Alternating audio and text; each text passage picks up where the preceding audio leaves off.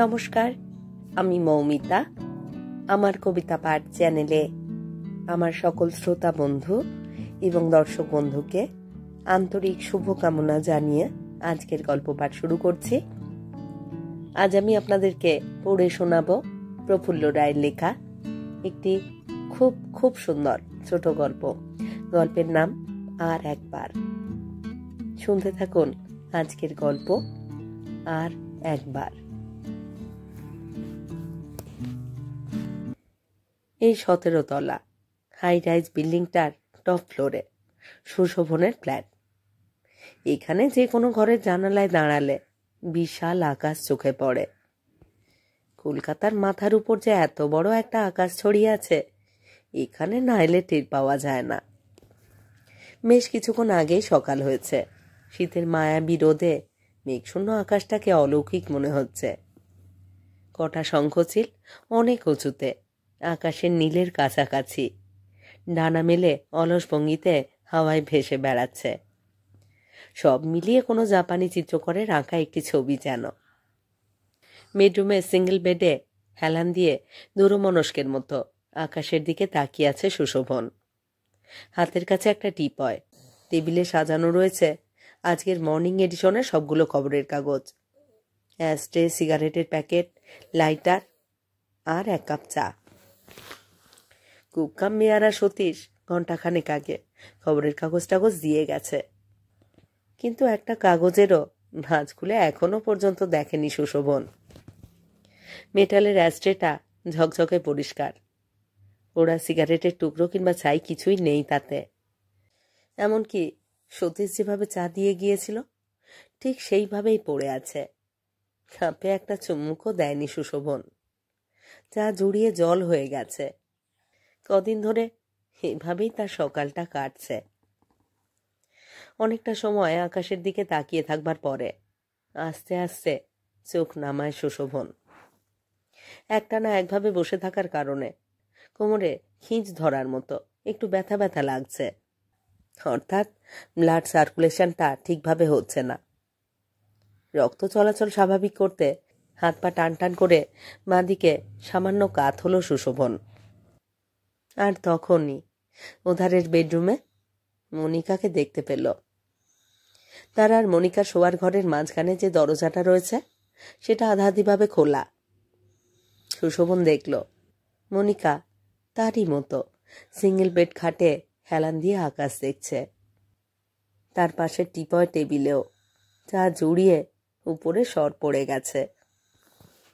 মাসখানেক ধরে রোজ সকালে সুশোভন এবং মনিকার ঘরে এই একই দৃশ্য চোখে পড়ে। সপ্তাহের অন্য সব দিনে অবশ্য এভাবে সুশোভনকে বেশিক্ষণ বসে থাকতে হয় না। কাঁটায় কাঁটায় 9:30 অফিসের গাড়ি এসে যায়। তার আগেই শেভ করে স্নান এবং ব্রেকফাস্ট চুকিয়ে রেডি হয়ে থাকতে হয়। লাঞ্চের সময় সে ফ্ল্যাটে ফেরে না, ওটা অফিসেই সেরে নেয়। আজ রবিবার। সপ্তাহের কাজের দিনগুলো প্রচণ্ড ব্যস্ততার মধ্যেই কেটে যায়, কিন্তু ছুটির দিনটা নিয়েই যত সমস্যা। সময় আর কাটতেই চায় না। রেল স্টেশনের প্ল্যাটফর্মে অপরিচিত যাত্রীদের মতো পাশাপাশি ঘরে তারা চুপচাপ বসে থাকে। অবশ্য এরকম অস্বাভাবিক গুমোট আবহাওয়া আর খুব বেশি দিন থাকবে না। এই সপ্তাহেই যে কোনো সময় এলাহাবাদ থেকে মনিকার দাদা অমলের আসবার কথা আছে। সে তার বোনকে নিয়ে যেতেই আসছে। মনিকা সেই যে চলে যাবে, আর তার ফেরবার সম্ভাবনা নেই। সেটাই হবে সুশোভনের জীবন থেকে তার চিরবিদায়। তারপর আনুষ্ঠানিকভাবে কোর্টে গিয়ে ডিভোর্সের জন্য দরখাস্ত করবে। ঝগড়াঝাঁটি হইচই বা পরস্পরের দিকে কাদা ছোঁড়াছুড়ি নয়, শান্তিপূর্ণভাবেই শেষ হয়ে যাবে দুজনের 4 বছরের ক্ষণস্থায়ী দাম্পত্য জীবন। অথচ সুশোভন এবং মনিকা দুজনেই ভদ্র, শিক্ষিত। তাদের ফ্যামিলি ব্যাকগ্রাউন্ডও চমৎকার। তবুও তাদের মধ্যে বনিবনা বা অ্যাডজাস্টমেন্ট ঘটেনি। অমিলের কারণ বা বীজটি রয়েছে তাদেরই চরিত্রের মধ্যে। মনিকা খুবই শান্ত, স্বল্পভাষী এবং ইন্ট্রোভার্ট ধরনের মেয়ে। সে কথা বললে 10 ফিট দূরে লোকও শুনতে পায় না। জোরে টিভি বা রেডিও চালায় না। চলাফেরার সময় এত আস্তে পা ফেলে যে শব্দই হয় না। চা খায় আলতো চুমুকে, নিঃশব্দে। বিয়ের পর এই 4টে বছর বাদ দিলে আজন্ম এলাহাবাদেই কেটেছে মনিকার। কলকাতার বাইরে নানা প্রভিন্সের নানা জাতের মানুষের কসমোপলিটান পরিবেশে বড় হয়ে উঠলেও সে রীতিমতো রক্ষণশীল ধরনের মেয়ে। তাদের বাড়ির আবহাওয়াতেও এই রক্ষণশীলতার ব্যাপারটা রয়েছে।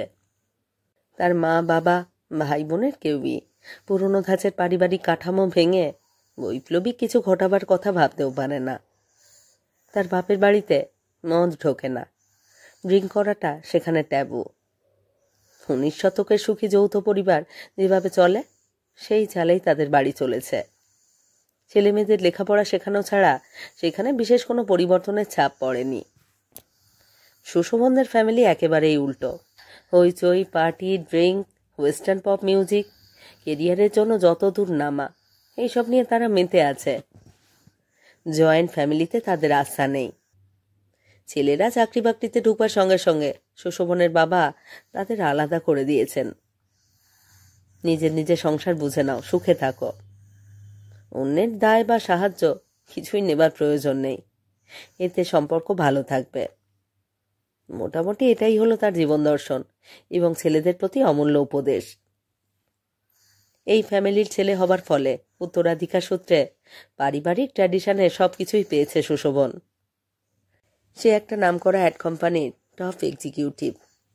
বড় বড় ফার্মের হয়ে তারা বিজ্ঞাপনের পরিকল্পনা তো করে, তাছাড়া প্রচুর অ্যাড ফিল্মও তুলতে হয়। আজকাল অগুন্তি অ্যাডভার্টাইজমেন্ট কোম্পানি গজিয়ে উঠেছে, প্রচণ্ড কম্পিটিশান। বড় বড় ক্লায়েন্টদের হাতে রাখতে হলে প্রায় পার্টি দিতে হয়। শুধু হোটেল বা বারে নয়, বাড়িতেও মাঝে মাঝে ড্রিঙ্কের আসর বসাতে হয়। এমনকি বড় কোম্পানি ধরে রাখতে অনেক সময় জায়গা মতো টাকা পয়সাও দিতে হয়। কারোর যুবতী সুন্দরী মেয়ে সম্পর্কে দুর্বলতা রয়েছে, কাজেই দরকার মতো তারও ব্যবস্থা করতে হয়। যেসব ছেলে মেয়েদের নিয়ে অ্যাড ফিল্ম তোলা হয় তারা তো প্রায়ই সুশোভনদের ফ্ল্যাটে এসে হানা দেয়। যতক্ষণ তারা থাকে চড়া সুরের ওয়েস্টার্ন মিউজিকের সঙ্গে হুল্লোড় চলে। জীবন সম্পর্কে ধ্যান ধারণা, রুচি, কালচার কোনো কিছুতেই সুশোভন আর মনিকার মধ্যে এতটুকু মিল নেই। তবুও তাদের বিয়েটা হয়ে গিয়েছিল। প্রেমের বিয়ে নয়, দুপক্ষেরই এক আত্মীয় যোগাযোগটা ঘটিয়ে দিয়েছিল। বিয়ের পর কলকাতায় এসে 2-4 দিন কাটতে না কাটতেই চমকে উঠেছিল মনিকা। সুশোভনের বন্ধুবান্ধব বা বড় বড় কোম্পানির এক্সিকিউটিভ এবং তাদের স্ত্রীরা প্রায়ই আসত। সতীশই হুইস্কি টুইস্কি বার করে দিত। যে মহিলারা আসত তারাও পাড় মাতাল। পুরুষদের সঙ্গে পাল্লা দিয়ে তারাও রামকি হুইস্কি খেত। এমন দৃশ্য আগে আর কখনো দেখেনি মনিকা। সে শিউরে উঠত। অন্য একটা ঘরে ঢুকে দম বন্ধ করে সিঁটিয়ে বসে থাকত। সুশোভন এসে ডাকাডাকি করত, কি হলো, ওরা তোমার জন্য ওয়েট করছেন, এসো। মনিকা জানাতো মদের আসরে সে যাবে না। কাকুতি মিনতি করেও কোনো ফল হতো না। সুশোভন বলতো, এই ওরা কি ভাবছেন বলো তো। মনিকা বলতো, যা খুশি ভাবুক, বাড়িতে বান্না বসালেই কি হয় না। সুশোভন কৈফিয়তের ভঙ্গিতে বলতো, কি করব বলো, this is a part of my job. আমার কেরিয়ার আমার ফিউচারের সঙ্গে জড়িয়ে আছে। প্লিজ এসো, ফর মাই সেক। প্রথম কিছুতেই মদের আসরে যেত না মনিকা। পরে অনিচ্ছা সত্ত্বেও খানিকটা অ্যাডজাস্টমেন্ট করে নিয়েছিল। সুশোভনের বন্ধুবান্ধব এবং তাদের স্ত্রীরা এলে সে ওদের সামনে যেত ঠিকই, তবে হুইস্কির ছোঁয়া বাঁচিয়ে বাঁচিয়ে চলত। অবশ্য সঙ্গ দেবার জন্যে হাতে একটা সফট ড্রিঙ্কের গ্লাস রাখত। সুশোভনের বন্ধুরা বলতো, একটু হুইস্কি টেস্ট করুন ম্যাডাম। পুরাকালে ঋষি টিষিরাও সোমরস পান করতেন, জিনিসটা খুব অস্পৃশ্য নয়। মনিকা উত্তর দিত না। বন্ধুরা আবার বলতো, আফটার ডেথ যখন ওপারে যাবেন তখন ব্রহ্মা বিষ্ণুরা এক্সপ্লানেশন চাইবে। মা জননী, ওয়ার্ল্ডে যে তোমাকে পাঠালাম, হুইস্কিটা টেস্ট করে এসেছো তো? তখন কি উত্তর দেবেন? মানব জীবনটা এভাবে নষ্ট হতে দেবেন না ম্যাডাম। মনিকা আবারও চুপ। বন্ধুদের স্ত্রীরা বলতো, তোমার মতো পিউরিটান মেয়ে লাইফে দেখিনি, ড্রিঙ্ক করলে ক্যারেক্টার নষ্ট হয় না। এসব কথারও উত্তর দেওয়া দরকার মনে করতো না মনিকা। মনের দিক থেকে সায় না থাকলেও দাম্পত্য জীবনের খাতিরে দাঁতে দাঁত চেপে এসব মেনে নিতে হতো তাকে। তবে কম বয়সের ছেলে মেয়েদের লেভেলে নেমে তাদের সঙ্গে সমান তালে সুশোভন যখন হুল্লোড় করত তখন অসহ্য লাগত। ভেতরে ভেতরে বারুদ একটু একটু করেই জমছিল, কিন্তু বিস্ফোরণটা ঘটল 1.5-2 বছর আগে। মনিকা যেদিন জানতে পারল কাজ টাজ ভাগাবার জন্য সুশোভন কারুকে কারুকে ঘুষ দেয়, কারুকে কারুকে সঙ্গ দেবার জন্য সুন্দরী যুবতী জোগাড় করে, তখন তার মাথায় আগুন ধরে গিয়েছিল। যা কখনো সে করে না, যা তার স্বভাবের বাইরে, ঠিক তাই করে বসেছিল। উত্তেজিত মুখে চিৎকার করে বলেছিল, তুমি ঘুষ দাও, তুমি ঘুষ দাও। স্ত্রীর চোখে অনেকক্ষণ স্ত্রীর দিকে তাকিয়ে থেকেছে সুশোভন। বলেছে, না, ঘুষ না, গিফট, একই বস্তু। আর ওই মেয়েদের ব্যাপারটা? Nothing, nothing. টোকা দিয়ে গা থেকে পোকা ঝাড়বার মতো ভঙ্গি করে বলেছিল সুশোভন, নাথিং। দাঁতে দাঁত চেপে মনিকা বলেছে, নাথিং বলে উড়িয়ে দিলে চলবে না। কান ঝাঁকিয়ে 2 হাত উল্টে সুশোভন হালকা গলায় বলেছিল, এ নিয়ে তোমাকে মাথা ঘামাতে হবে না, খুব সিম্পল ব্যাপার। কেউ কেউ মেয়েদের কোম্পানি পছন্দ করে, এই একটু আধটু গল্প টল্প করতে চায় আর কি, just a tender feminine touch. সোজাসুজি সুশোভনের চোখের দিকে তাকিয়ে মনিকা চাপা অথচ কঠিন গলায় বলেছে, এসব তোমাকে ছাড়তে হবে। হাসির একটা পলকা ভঙ্গি করে সুশোভন বলেছে, কি যে বলো, তার কোনো মানে হয় না। নিশ্চয়ই হয়, আমি চাই না আমার স্বামী কেরিয়ারের জন্য এত নিচে নামুক। নিজে নামানামির কি আছে? This is a part of my life, this is a part of our life. এ ধরনের লাইফের দরকার নেই আমার। তোমার সম্পর্কে আমার শ্রদ্ধা নষ্ট হতে দিও না। মনিকার কণ্ঠস্বরে এমন এক দৃঢ়তা ছিল যাতে সুশোভন চমকে উঠেছে। বলেছে, একটা তুচ্ছ বাজে ব্যাপার দেখছি তোমার মাথায় ফিক্সেশনের মতো আটকে গেছে। আজকাল র্যাট রেসে টিকে থাকতে হলে, জীবনে উপরে উঠতে হলে অনেক কিছুই মানুষকে করতে হয়। খুব বেশি রাইজ আর অনেক টাকার কি দরকার? ভদ্রভাবে চলে গেলেই তো হলো। সুশোভন বোঝাতে চেষ্টা করেছে, তার বন্ধু বান্ধবরা টাকা পয়সার জন্য, প্রমোশনের জন্য কত কি করে বেড়াচ্ছে।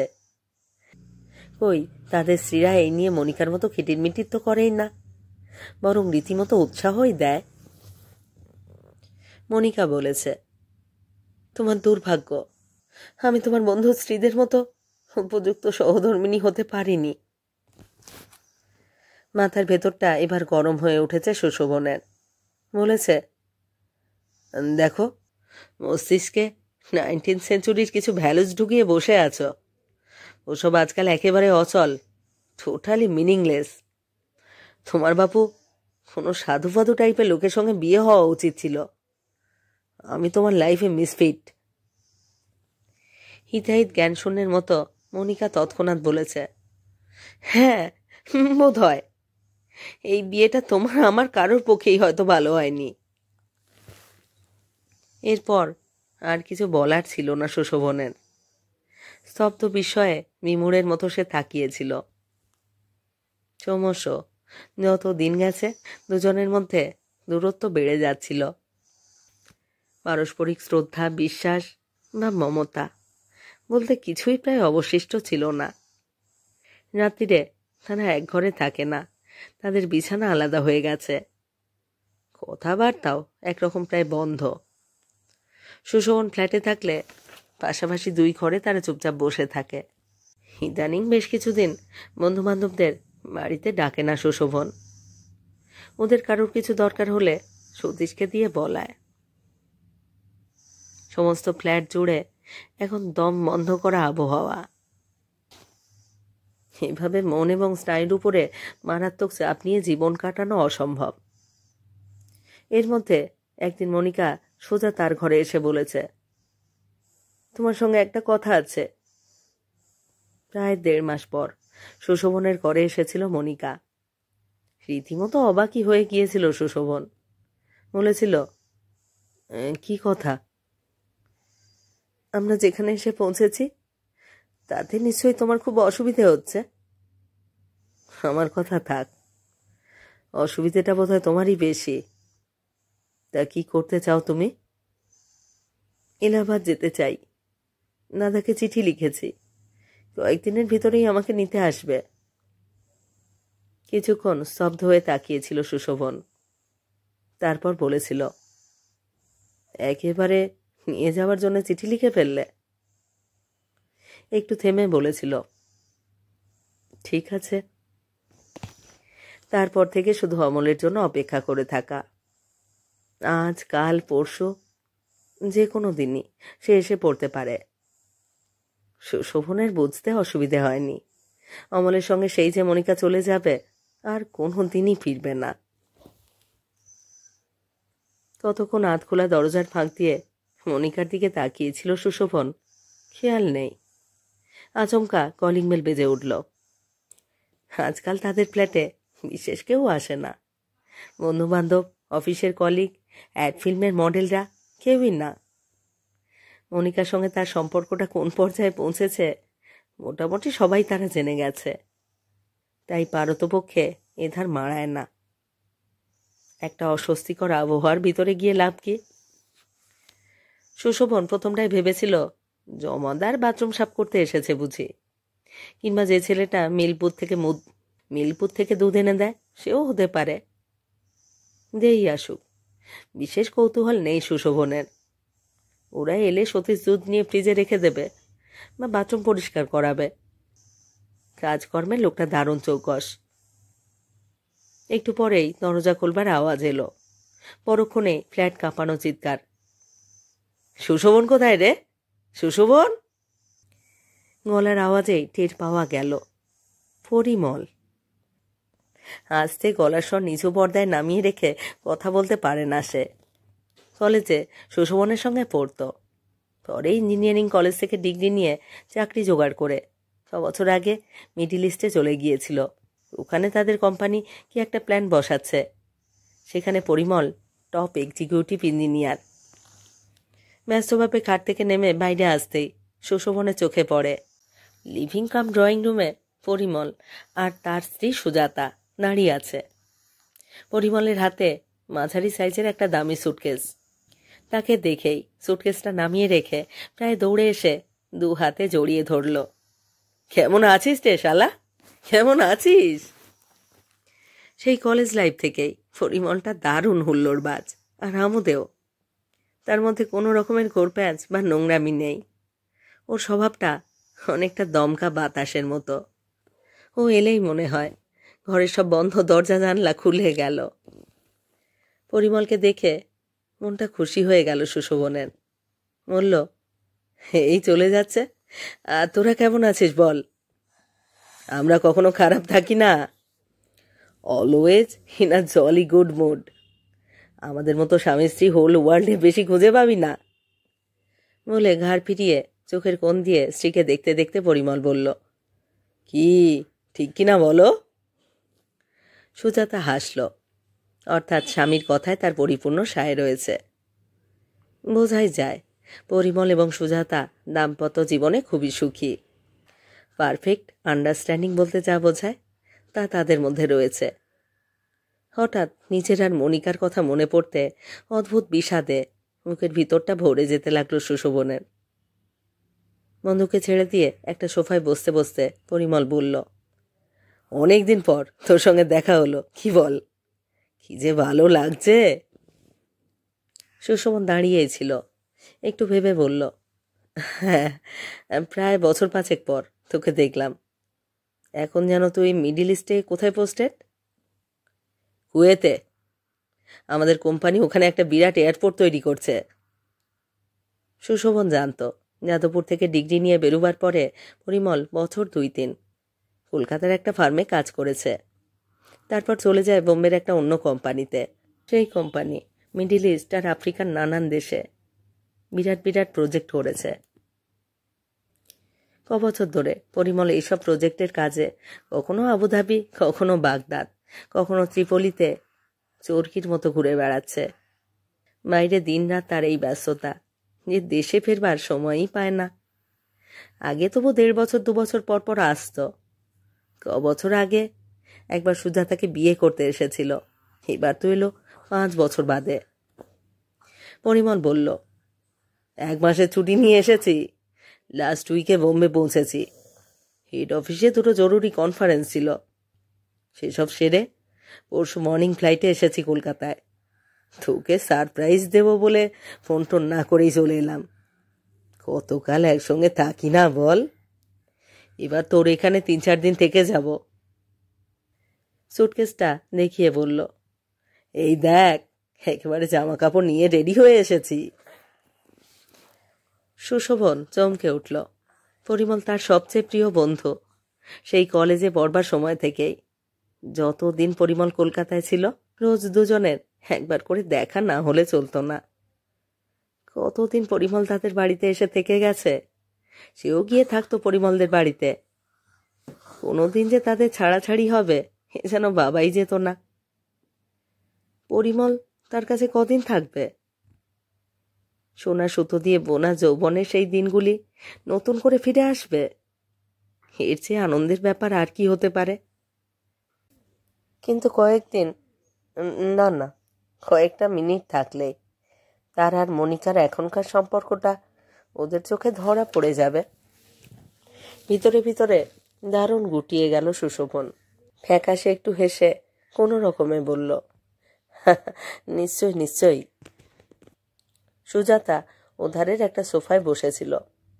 সেবারে বলে উঠল, আপনার মিসেস কোথায়? তার তো সারা শব্দ পাচ্ছি না। কি বাড়িতে নেই? সুজাতার দিকে তাকালো সুশোভন। গোলগাল আদুরে চেহারা, চোখে মুখে হাসির আভা মাখানো। সে যে সুখী তৃপ্ত সেটা যেন তার সর্বাঙ্গে হালকা লাবণ্যের মতো মাখানো রয়েছে। সুজাতাকে খুব বেশি দেখেনি সুশোভন।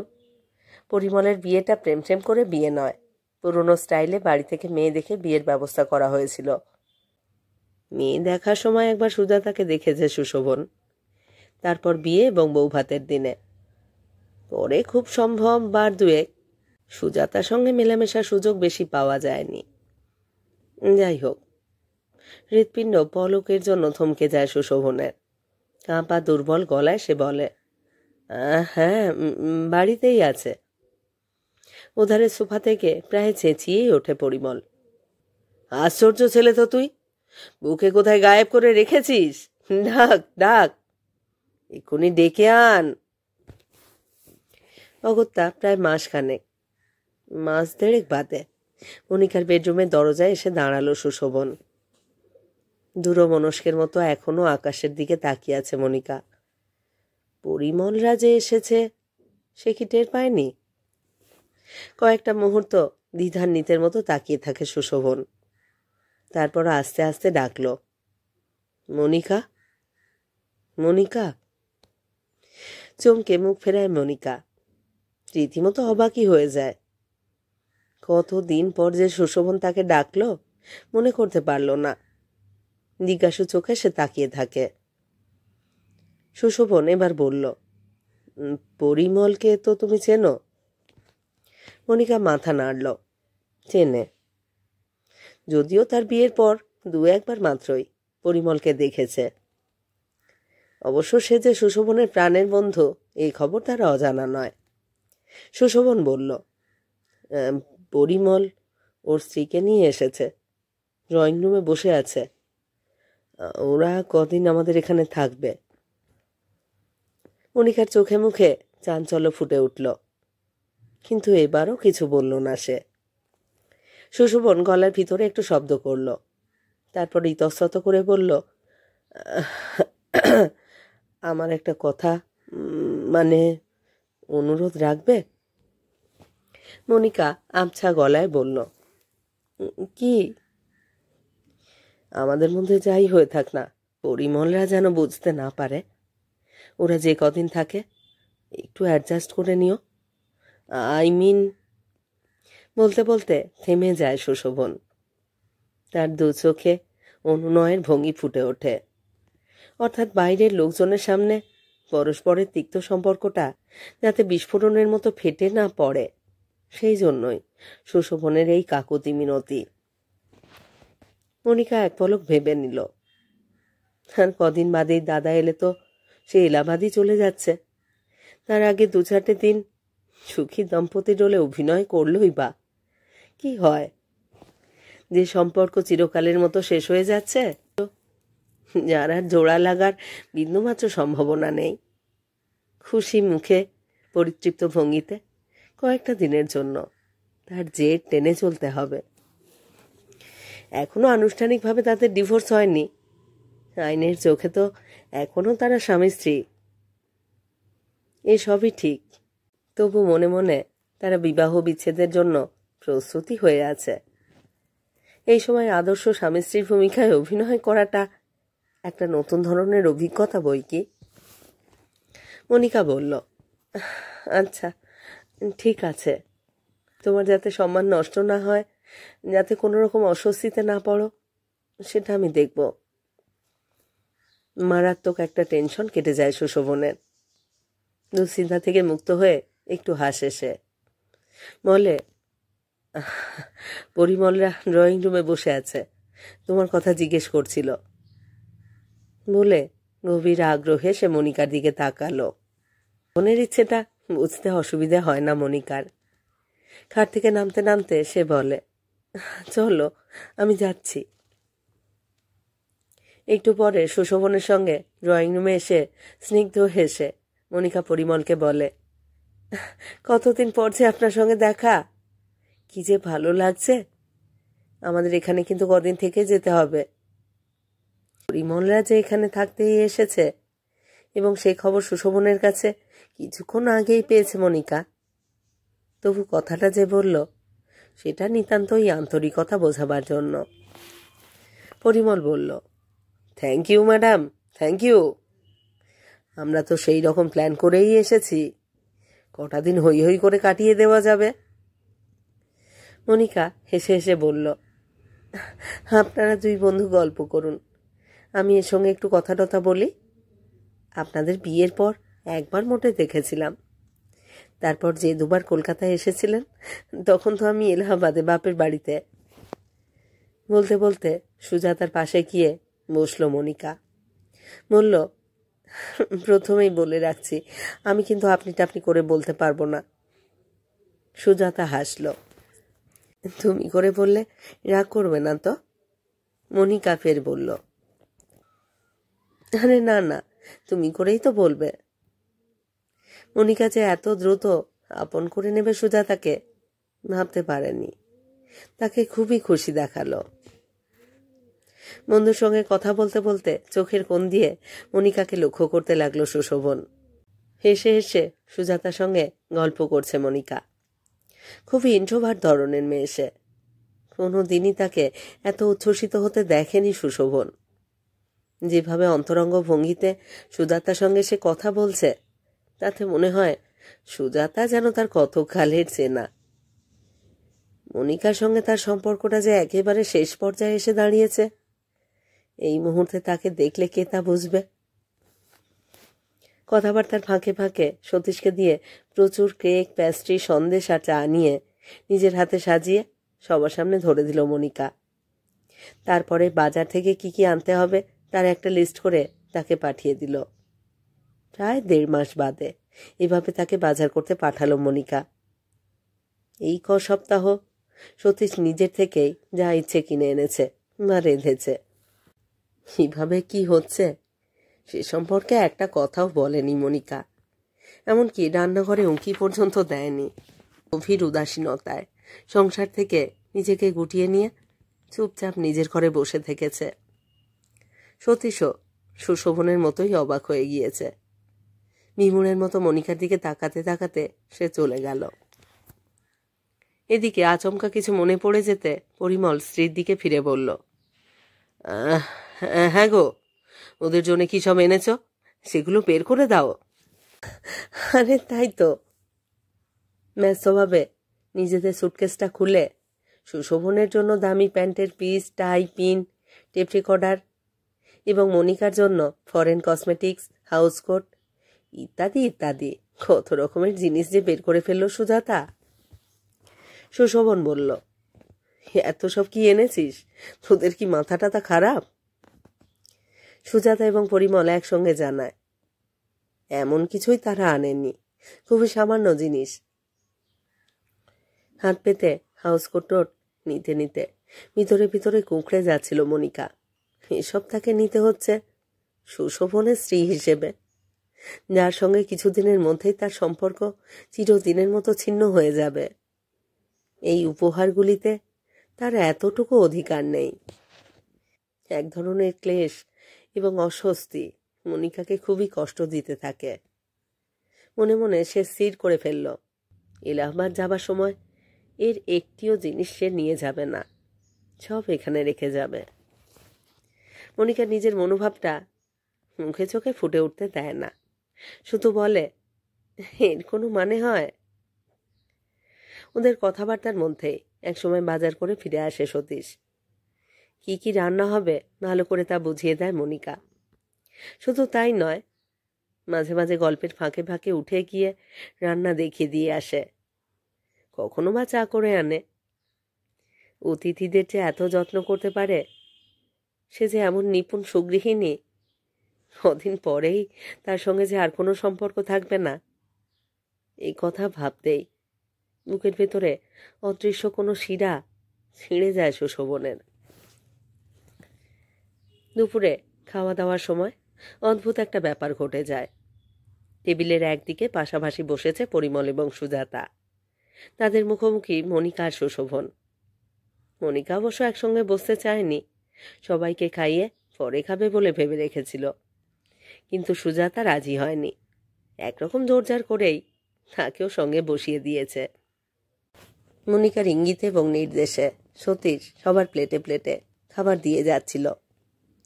একটা বড় মাছের মাথা সে যখন পরিমলের প্লেটে তুলে দিল, তখনই পরিমল সেটা সুজাতার পাতে তুলে দিল।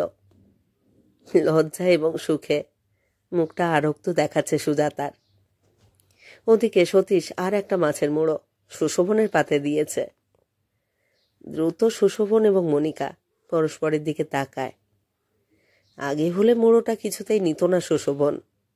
মাছের মুড়ো মনিকার খুব পছন্দ, কিন্তু এখন যা তাদের সম্পর্ক, তাতে হুট করে মুড়োটা তুলে দেওয়া যায় না।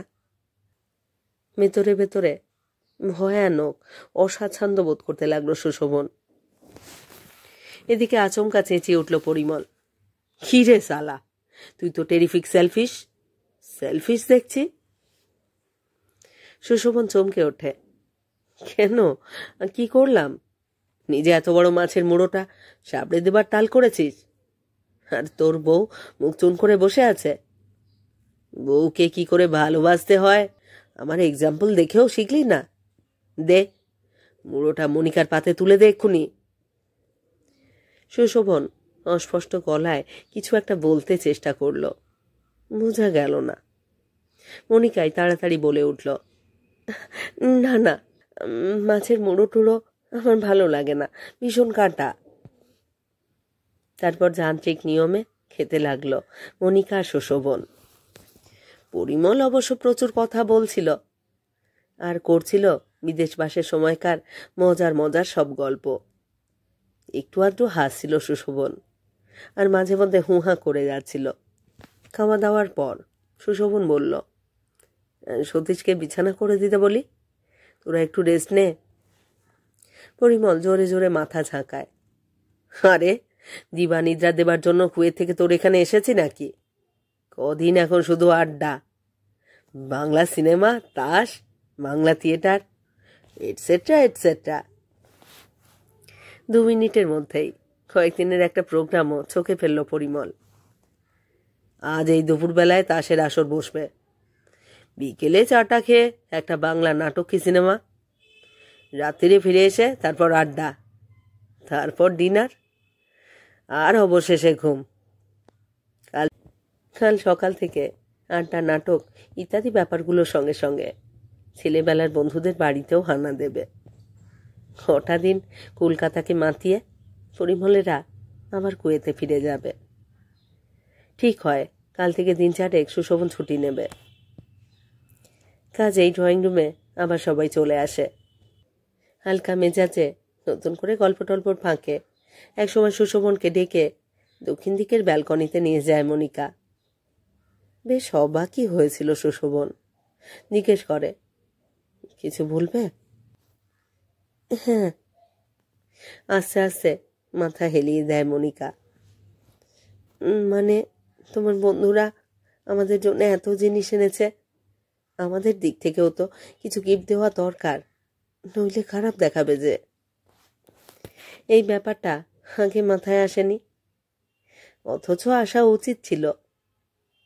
সংসারের সব দিকে মনিকার চোখ কান খোলা। বরাবরই সুশোভন লক্ষ্য করেছে তার কর্তব্যবোধের তুলনা হয় না। মনিকা সম্বন্ধে রীতিমতো কৃতজ্ঞতাই বোধ করল সে। খুব আন্তরিকভাবে বলল, দেওয়া তো নিশ্চয়ই দরকার। ওদের জন্যে তোমার পছন্দ মতো কিছু এনো কিনে। না না, তুমি নিয়ে এসো, তুমি নিয়ে এসো না।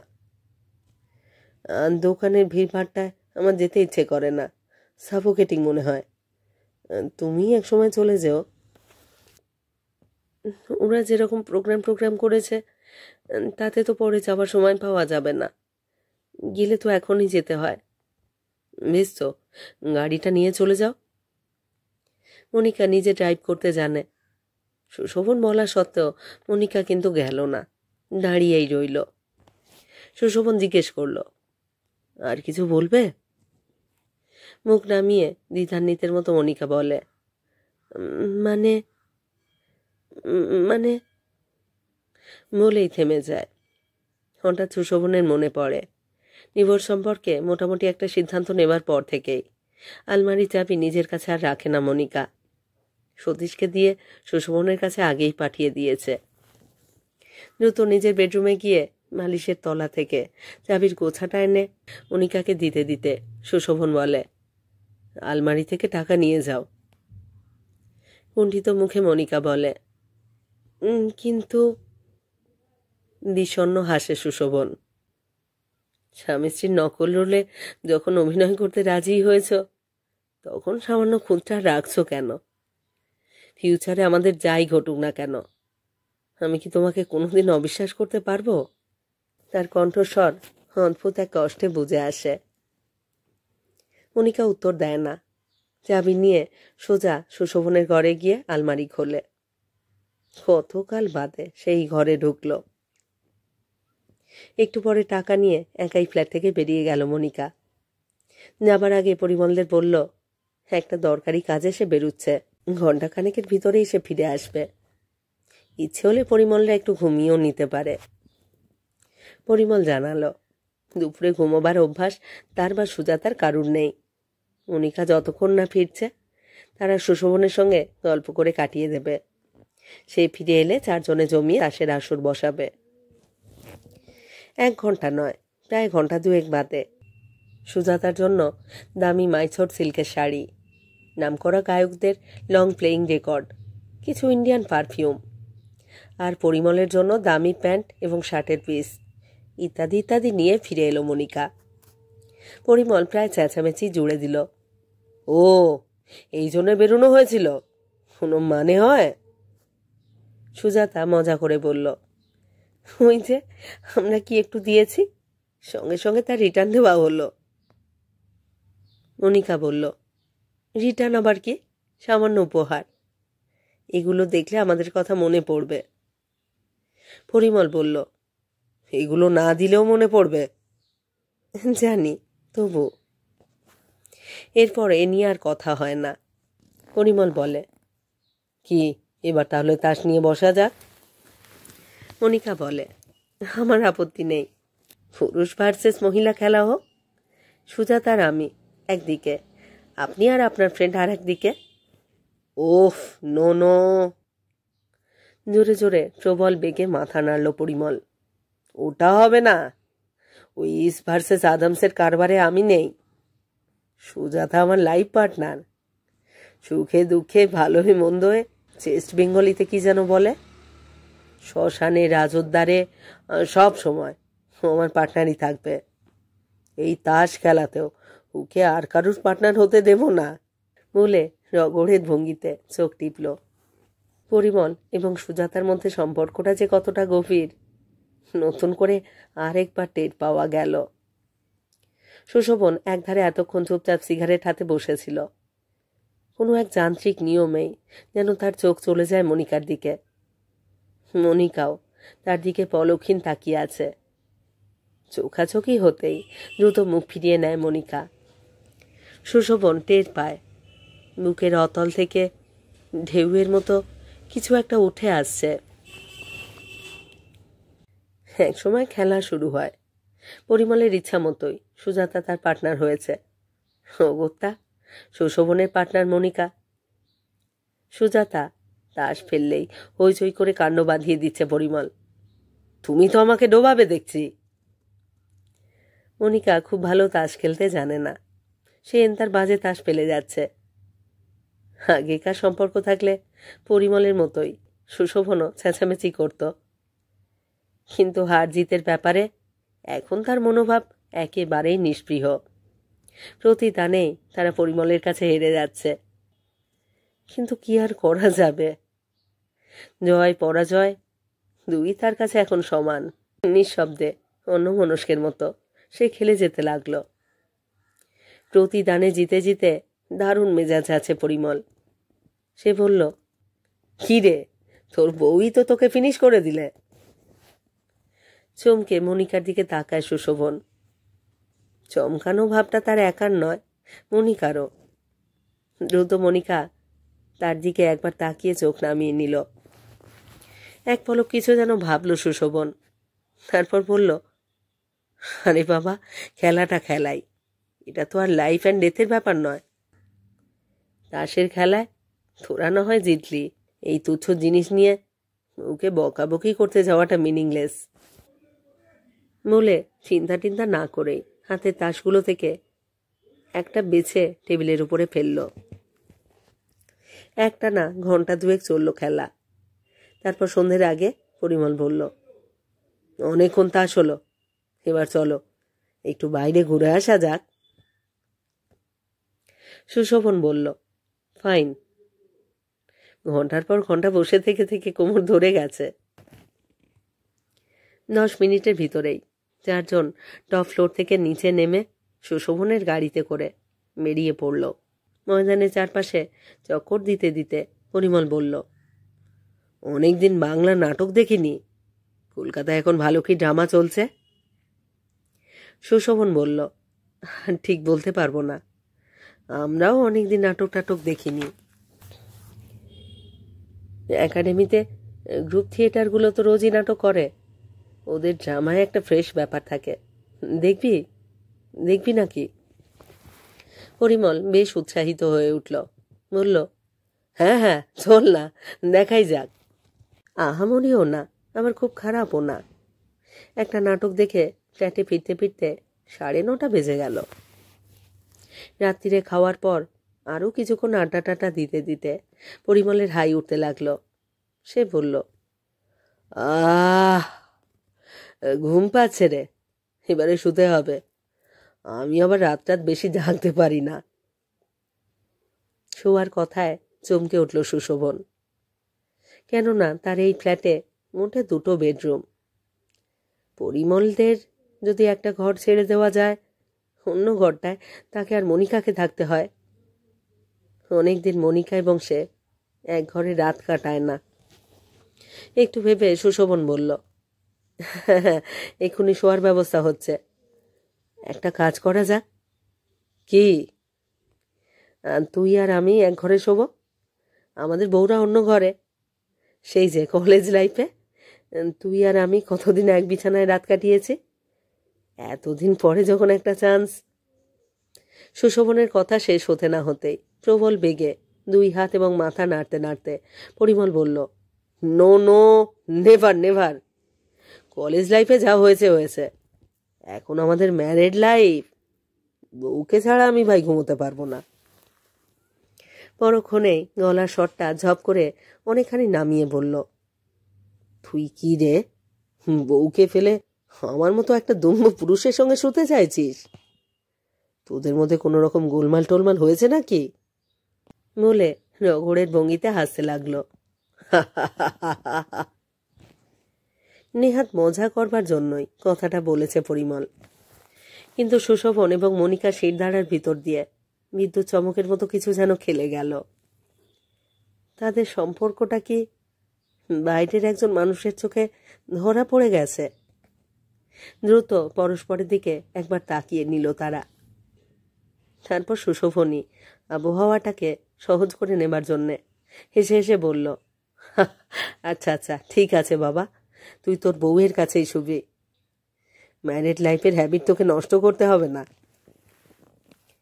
সতীশকে দিয়ে একটা ঘরে পরিমল এবং সুজাতার বিছানা করে দেওয়া হলো এবং নিতান্ত নিরুপায় হয়েই অন্য ঘরটায় গিয়ে ঢুকলো সুশোভন আর মনিকা। দরজায় তারা কিল্লায়নি। মালা দুটো ভেজিয়ে কিছুক্ষণ চুপচাপ মুখোমুখি দাঁড়িয়ে রইল দুজনে। তারপর মনিকা আস্তে আস্তে ডান দিকে জানালার কাছে গিয়ে বাইরে তাকিয়ে রইল। জানলার ফ্রেমের ভিতর দিয়ে যে আকাশ দেখা যায়, সেখানে হাজার হাজার তারা জরির ফুলের মতো আটকে আছে। রূপোর থালার মতো চাঁদ উঠেছে। অপার্থিব জ্যোৎস্নায় ভেসে যাচ্ছে কলকাতা। শহর এখনো ঘুমোয়নি। নিচে অবিরত গাড়ি চলবার শব্দ। অবশ্য হাই রাইজ বিল্ডিংয়ে এই টপ ফ্লোরে বাতাসের ছাঁকনির ভিতর দিয়ে সেই আওয়াজ ক্ষীণ হয়ে উঠে আসছে। সুশোভন খুবই অস্বস্তি বোধ করছিল। দ্বিধান্বিতের মতো খানিক্ষণ দাঁড়িয়ে থাকবার পরে নিচু গলায় বলল, পরিমলটা ভীষণ ঝামেলায় ফেলে দিল। মুখ ফিরিয়ে তাকায় মনিকা। সুশোভন কি বলতে চায়? সুশোভন কি বলতে চায় সে বুঝেছে। ধীরে ধীরে চোখ নামিয়ে নিল সে। সুশোভন এবার বলল, আমি বরং একটা কাজ করি। আবার চোখ তুলে তাকায় মনিকা, তবে কিছু বলে না। সুশোভন বলল, আমি বাইরে ড্রয়িং রুমে গিয়ে শুই, তুমি এখানেই থাকো। আধ ফোটা গলায় মনিকা বলল, কিন্তু কি? ড্রয়িং রুমে তো সতীশ শোয়, ওখানে। ইঙ্গিতটা বুঝতে অসুবিধে হয় না। কাজের লোকের গা ঘেঁষাঘেঁষি করে বাড়ির কর্তা গিয়ে শোবে, দৃশ্যটা একেবারেই মনোরম নয়। আর তাছাড়া সতীশই বা ভাববে কি? সুশোভন বলল, তাহলে? ঘরের চারপাশ একবার দেখে নেয় মনিকা, তারপর বলে, তুমি শুয়ে পড়ো, আমি বরং ওই জানলাটার ধারে সোফায় বসে থাকি। একটা তো রাত, আজকের রাতটা না হয় না ঘুমিয়ে কাটাবে, কিন্তু পরিমলরা তো কয়েকদিন থাকছে, বাকি রাতগুলো। মনিকা কিছু বলতে যাচ্ছিল, তার আগেই হঠাৎ পাশের ঘর থেকে টুকরো টুকরো হাসি, জড়ানো গাঢ় গলার আবঝাবঝা কথা, ঝুমুর শব্দ, খুনসুটির আওয়াজ ভেসে আসতে থাকে। চমকে মনিকা সুশোভনের দিকে ফিরে তাকায়। পরক্ষণেই মুখ নামিয়ে নেয়। আর সুশোভনের সমস্ত অস্তিত্বের ভিতরে তীব্র স্রোতের মতো অনেকক্ষণ একটানা কি যেন বয়ে যেতে থাকে। নিজের অজান্তেই কখন যে সে মনিকার কাছে চলে এসেছে জানে না। কোনো এক অভ্রান্ত নিয়মে তার হাত মনিকার কাঁধে উঠে আসে। সঙ্গে সঙ্গে অলৌকিক বৈদ্যুতিক ক্রিয়া ঘটে যায়। হঠাৎ সুশোভন টের পায় মনিকার মুখ তার বুকের উপর আটকে আছে। এবং মনিকার শরীরটাও ক্রমশ তার শরীরের ভিতরে মিশে যাচ্ছে। অনেকক্ষণ চুপচাপ দাঁড়িয়ে থাকে তারা। তারপর কাঁপা গভীর গলায় সুশোভন বলে, তোমার দাদা অমল এলে বলবো তুমি এলাহাবাদ যাবে না। আরেকবার আমরা চেষ্টা করব। আরেকবার আমরা চেষ্টা করে দেখি না, তুমি কি বলো? মনিকা উত্তর দেয় না। অনবরত তার মুখটা সুশোভনের বুকে ঘষতে থাকে। একটু পর সুশোভন বুঝতে পারে তার বুক চোখের জলে ভেসে যাচ্ছে। মনিকার কান্না তার মধ্যেও বুঝিবা ছড়িয়ে পড়ে। ভাঙা ভাঙা ঝাপসা গলায় বলে, কেঁদো না মনিকা, কেঁদো না।